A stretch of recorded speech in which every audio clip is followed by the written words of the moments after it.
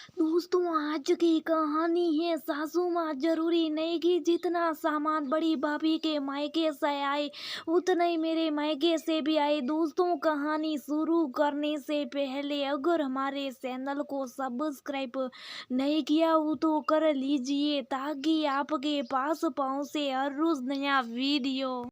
नीता एक खाते पीते परिवार से थी। नीता के पापा की अपनी कपड़ों की दुकान थी, बहुत ज्यादा तो नहीं लेकिन किसी बात की कमी नहीं थी। नीता के मायके में समय आने पे देख सुन के उसके पिता ने उसकी शादी संजय से करवा दी। नीता के ससुराल में बड़े जेठ जेठानी और सास ससुर के साथ एक छोटी ननद भी थी। संजय का परिवार नीता के परिवार से आर्थिक रूप से मजबूत था। नीता की जेठानी बड़े घर से थी। हर तीज त्योहार पे उनके मायके से ढेरों सामान आते और उनके घर वालों की भगत भी नीता की सासू माँ खूब अच्छे से करती। वहीं नीता के मायके से आई चीजों को देख सासू माँ का मुंह हमेशा उतरा हीरो था। जबकि नीता के पापा अपनी तरफ से अच्छे शगुन लाते, फिर भी वो नीता की सासू माँ को कहीं लगता इस बहुत महामारी ने ऐसा तांडव मचाया कि सबकी कमर तोड़ दी। ऐसे में महीनों दुकान बंद होने के कारण नीता के पापा की आर्थिक स्थिति भी सरमरा गई। अपने घर की आर्थिक हालत का सोच नीता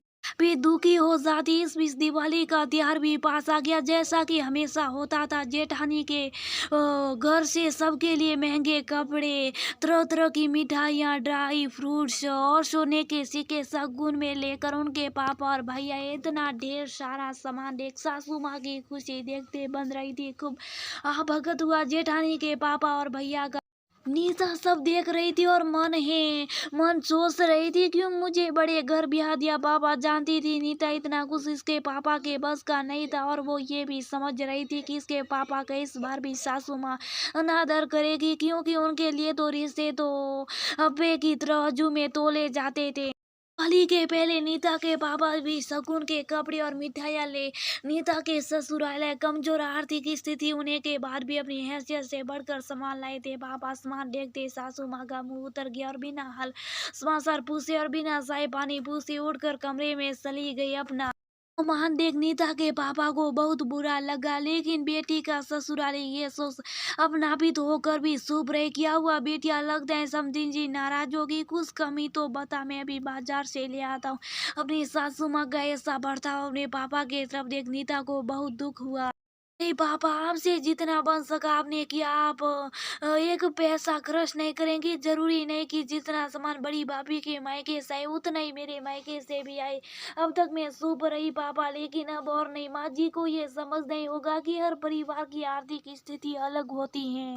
जब तक नीता के पापा रुके सासू माँ कमरे से निकली नहीं। दुखी मन से नीता ने अपने पिता को घर भेज दिया। शाम को नीता ने अपने घर से आए तोहफे सासू माँ को दे दे। ये क्या लेकर आ जाते तुम्हारे कंजूस पापा। क्या कोई बेटी के ससुर ऐसे खाली हाथ जाता। हर बार इतने सस्ते कपड़े और मिठाइयाँ भी नामत्र की ही हैं।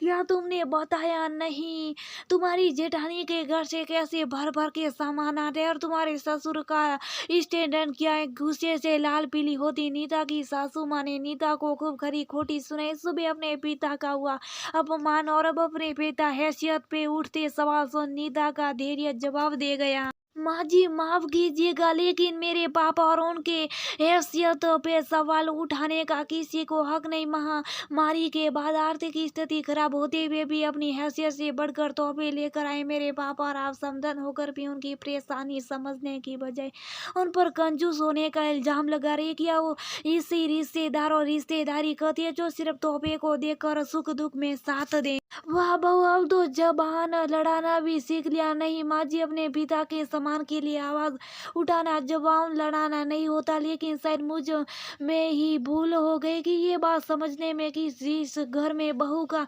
मान नहीं वहाँ उसके पिता का क्या सम्मान होगा। नीता का जवाब सुनो उसकी सासू माँ नाराज हो उठी। यही तमीज और संस्कार मिले तुम्हें बहू की अपनी सास से जुबान लड़ाओ।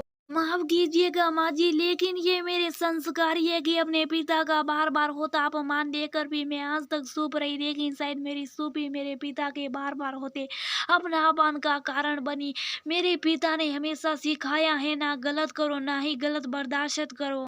अब क्या जाने कि महीनों कितने खर्चों में कटौती कर मेरे पिता ने ये तोहफे लिए होंगे। दिवाली के त्योहार पर जाने कितने सपने मेरे छोटे भाई बहनों के टूटे होंगे। तब मेरे ससुराल वालों के लिए तोहफे और मिठाइयाँ ले होगी मेरे पापा ने, और आप उन्हें कंजूस कर रही है। माँ जी कहते कहते सबर रुक गया नीता का, लेकिन आज नीता ने भी सोच लिया था कि अब अपने पिता का अपमान वो बर्दाश्त नहीं करेगी।